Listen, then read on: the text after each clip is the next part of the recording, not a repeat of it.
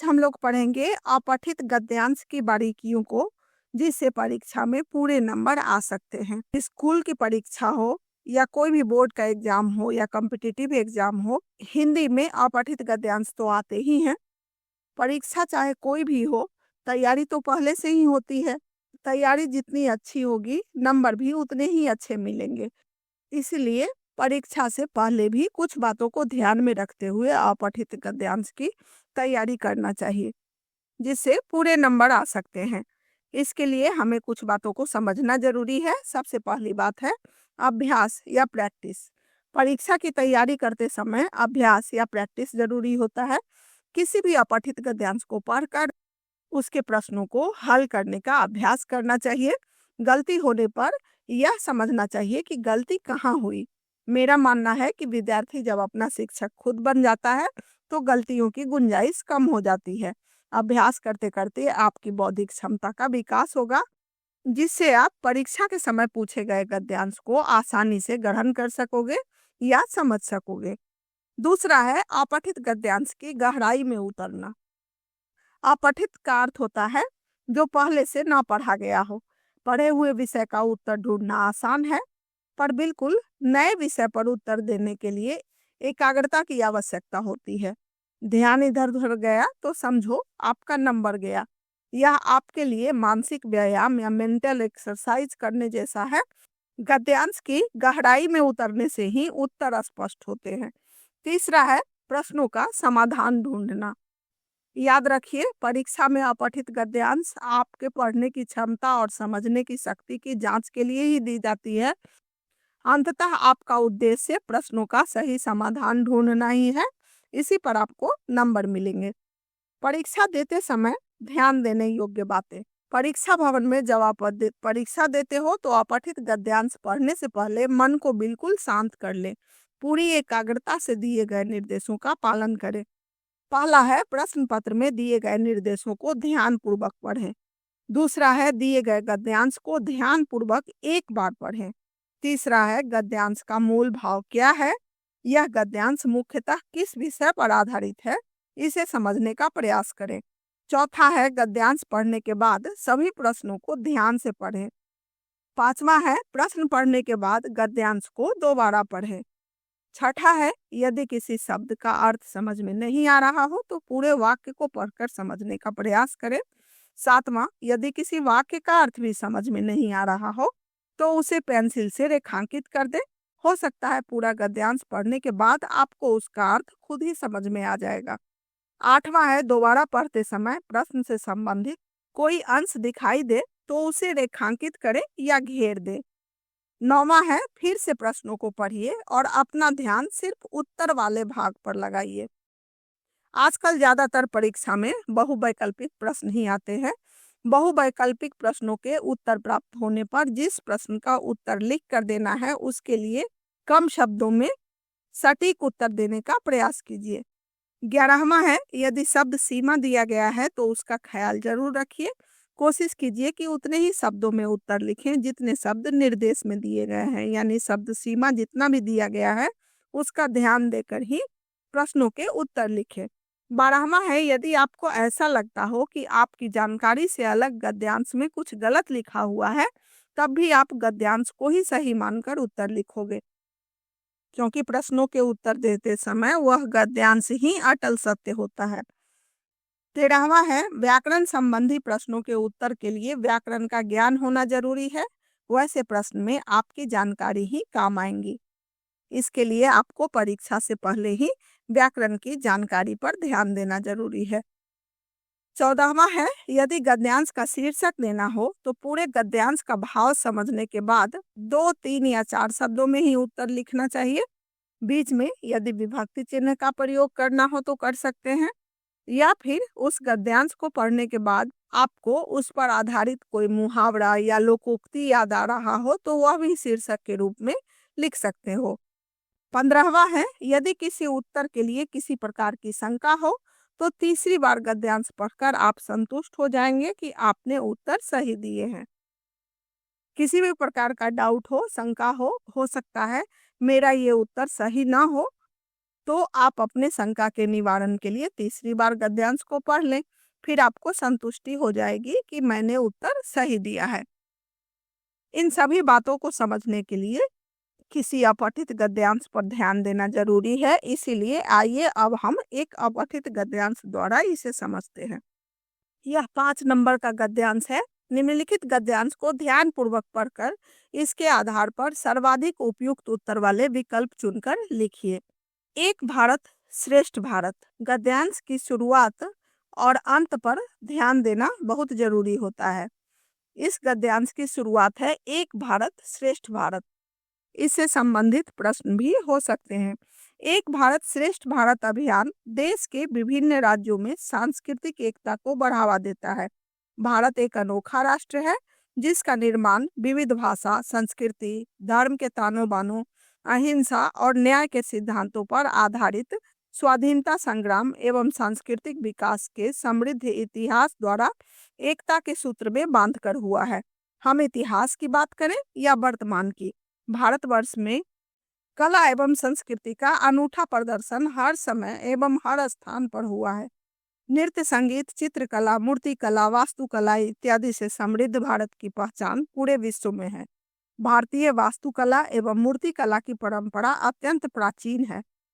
इस कला की कहानी लगभग 5000 वर्ष पूर्व सिंधु घाटी की सभ्यता से आरंभ होती है। इसके दो प्रमुख नगरों मोहनजोदारो और हड़प्पा में अच्छी सड़कें, 2 मंजिले मकान, स्नान घर, पक्की ईंटों के प्रयोग के सबूत मिले हैं। गुजरात के लोथल नामक स्थान की खुदाई से पता चलता है कि वहां नाव से सामान उतारने के लिए 216 बाई 36 मीटर लंबी चौड़ी तथा 15 फीट गहरी गोदी बनी हुई है। गोदी का अर्थ यदि आपको नहीं समझ में आता हो तो भी कोई बात नहीं, ऐसे गोदी का अर्थ होता है नाव या जहाज को रोकने की जगह। ये लोग मिट्टी, पत्थर, धातु, हड्डी, कांच आदि की मूर्तियां एवं खिलौना बनाने में कुशल थे। धातु से बनी एक मूर्ति में एक नारी को कमर पर हाथ रखे नृत्य मुद्रा में दर्शाया गया है। दूसरी मूर्ति पशुपतिनाथ शिव की तथा तीसरी मूर्ति दाढ़ी वाले व्यक्ति की है। ये तीनों मूर्तियां कला के सर्वश्रेष्ठ नमूने हैं। मूर्ति का श्रेष्ठ होना मूर्तिकार के कौशल पर निर्भर करता है। मूर्ति की प्रत्येक भाव भंगिमा को दर्शाने में मूर्तिकार जी जान लगा देता है। भारत के प्रत्येक कोने में इस प्रकार की विभिन्न कलाएं हमारे संस्कृति में प्रतिबिंबित होती हैं। इस अतुलनीय निधि का बचाव और प्रचार प्रसार ही एक भारत श्रेष्ठ भारत की परिकल्पना है। अंत में कहा गया है कि ये जो हमारी कला रूपी निधि है, इसका बचाव और प्रचार प्रसार ही एक भारत श्रेष्ठ भारत की परिकल्पना है।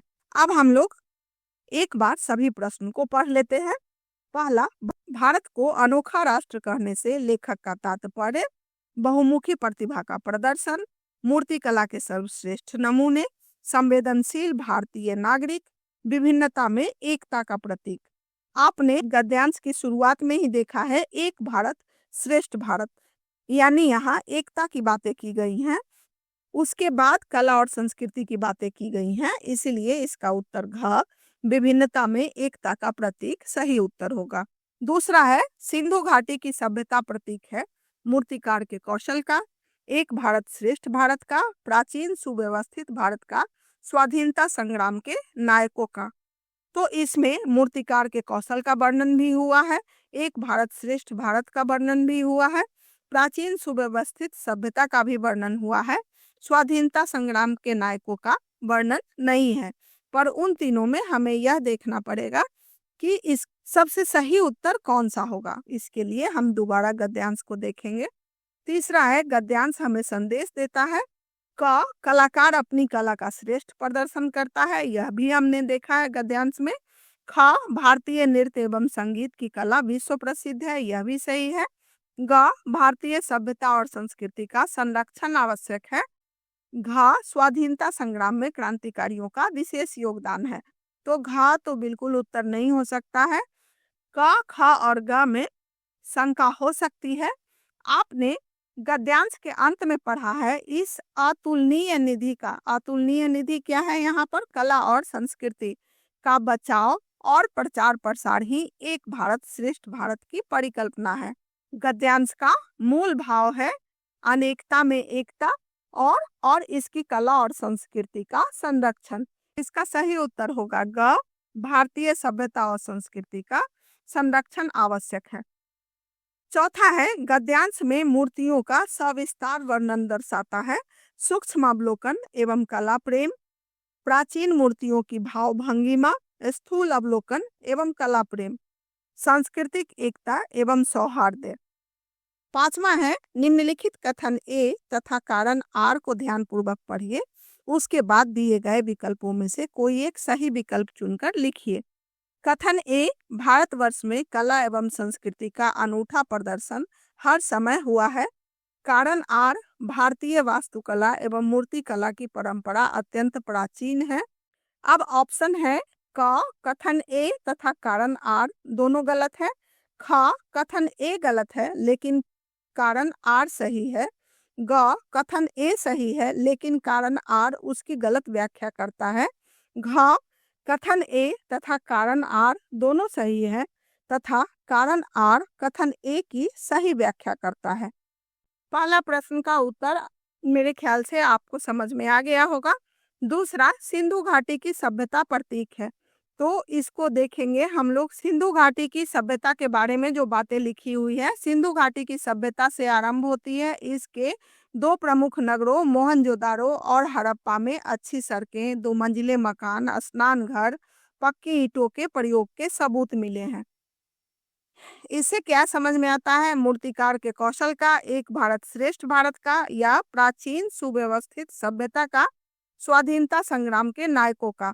तो इसका सही उत्तर होगा प्राचीन सुव्यवस्थित सभ्यता का, क्योंकि आपने देखा है कि वहां पर किस प्रकार सुव्यवस्थित बातें की गई हैं। अच्छी सड़कें, दो मंजिले मकान, स्नान घर, पक्की ईंटों के प्रयोग आदि से पता चलता है कि इसका उत्तर ग ही सही होगा, प्राचीन सुव्यवस्थित सभ्यता का।